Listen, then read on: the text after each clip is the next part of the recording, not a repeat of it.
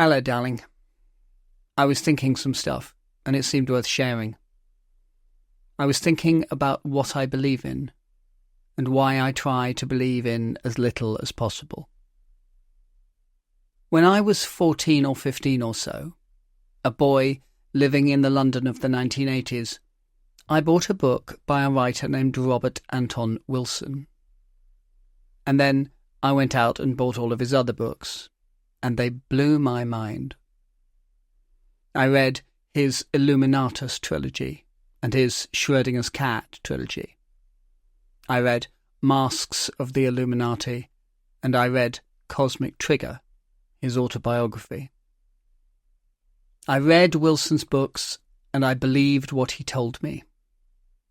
I signed up willingly to the cult of Robert Anton Wilson with the uncritical fervour of a teenage boy. Unlike many other young men who get radicalised as teenagers, I do not find that I look back 40 years later and regret my choices. I got very lucky with the cult that I joined, because the not-so-secret truth hidden in the centre of the maze that I was led through was that Wilson did not want me to believe him. Robert Anton Wilson was born in 1932. He grew up in the America of the 40s and the 50s. Nowadays, we think of that as a period that idolised conformity. The dawn of television and the advertisers that underpinned its growth made the 50s a time when a consumerist, aspirational, suburban lifestyle was pumped into the living rooms of America to create the perception of a national monoculture. That wasn't actually the case, of course. It was as true in the 50s as it is today that reality is always more complicated than the people trying to sell you things would like you to believe. There was a pressure to conform in corporate America, but strong though that current was, not everyone was carried along by it. There were people swimming against that tide. The 50s, after all, were also the era of the beatniks. Seeds were being planted that would later flower into the counterculture of the 60s. By the late 1950s, Wilson was a writer and a journalist and a libertarian freethinker.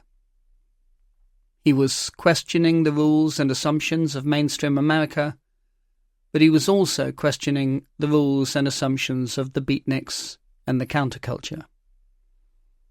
His job and his lifestyle brought him into contact with a wide range of people from varied backgrounds and with different points of view. He had come to understand how narrow the worldview was that he'd been raised in. He called it a reality tunnel in his writings that he had broken out of. What disturbed him, though, was that so many of the Beat generation, in rebelling against their parents' narrow viewpoints, seemed to him to be replacing them with a new, rebellious orthodoxy that was, in its own way, just as narrow. Wilson spent a lot of time thinking about belief and doubt. He was interested not just in what people believed, but in how people believed, and how they clung to those beliefs even when presented with evidence that contradicted them. Wilson came to see that, for a lot of people, having a belief was like supporting a football team. As if the most important thing, once they'd picked a side, was to stick to it. As if the correct response, when their support for that belief was threatened, was to believe harder.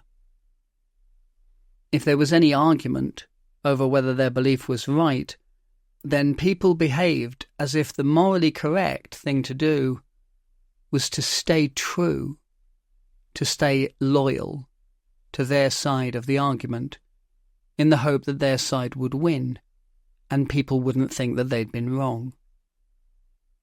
When you look at it in those terms, it is a very understandable position.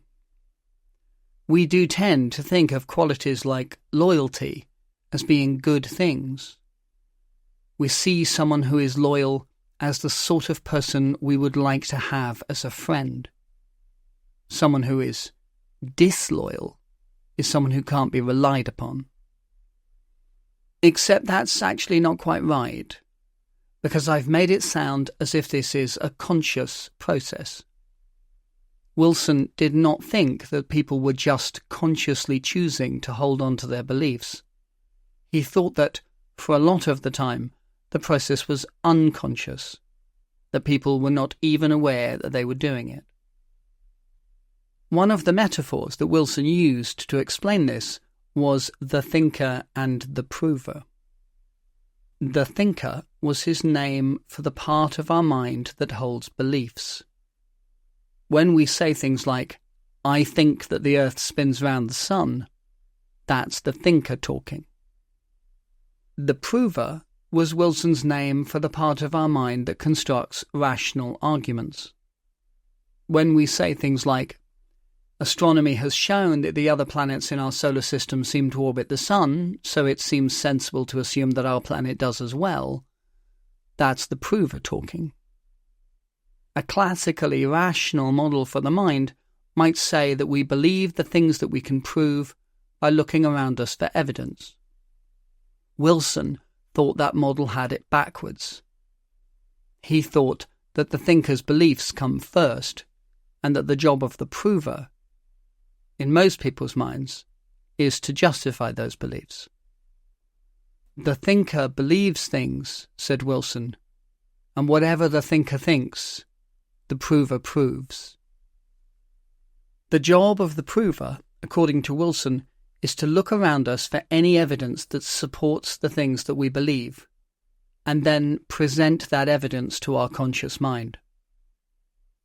Things that don't support what we believe, the prover does not present to our conscious mind. It lets us ignore those things. It lets us be oblivious to those things. What Wilson tried to do in his books was not simply to explain this, but to demonstrate it. His characters would be tricked into believing something, would start to see the evidence of it all around them, and then be tricked into believing the opposite thing, and start to see the evidence for that. The eventual goal of this would be to deprogram them, to weaken the hold that any one reality tunnel had on them, and broaden their mind to see beyond narrow dogma and to understand the inherent blindness that came with believing things too hard. Wilson started writing about this in the 60s and the 70s. I first met those writings in the 80s. Looking around at the arguments between the political left and the political right, and at the arguments between all the different factions within those two alliances, a lot of what I was reading made sense. Everyone on every side seemed to be holding true, loyally, to their own particular dogma. They were all certain they were right, and they could all point out the things in the world around them that proved that they were right. When other people who had once agreed with them began to waver, then they would be accused of being doubters. To be a doubter was a very bad thing, and they must mend their ways or face exile. As the decades have gone by since then, I have seen nothing to seriously contradict the model of the thinker and the prover. But then, I wouldn't, would I? Since I believe it, then I should expect, after all, to be blind to anything that contradicts it.